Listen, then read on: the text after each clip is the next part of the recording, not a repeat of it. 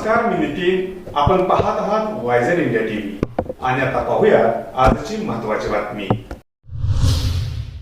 आज कापिल गावात वाढदिवस साजरा झाला, पण तो केक कापून नाही तर एका जीवाला वाचवून.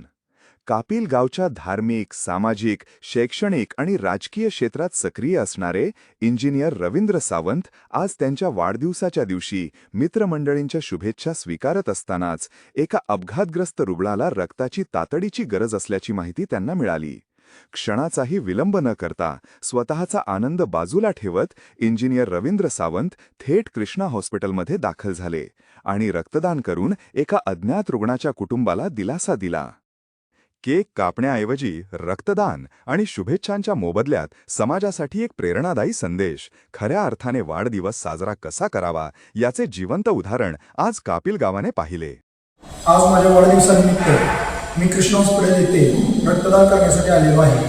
माझी सर्वांना विनंती राहील, सर्वांनी वाढदिवसानिमित्त किंवा एखाद्या गरजू व्यक्तीस वर्षातून किमान 3-4 वेळेस आपण रक्तदान करू शकतो. सर्वांनी रक्तदान करावे ही विनंती, कारण रक्त बाजारामध्ये कुठेही विकत मिळत नाही. रक्तदान हाच त्याच्यावरील एक सर्वोत्तम उपाय आहे. सर्वांनी रक्तदान करावे. माणुसकी, सामाजिक जाणीव आणि जबाबदारी यांचे दर्शन घडवणारे इंजिनियर रवींद्र सावंत यांचे हे कृत्य नक्कीच अनेकांसाठी प्रेरणादायी ठरणारे आहे. Nitin Dhapre, YZ India TV, Karad. ही होती आजची महत्त्वाची बातमी.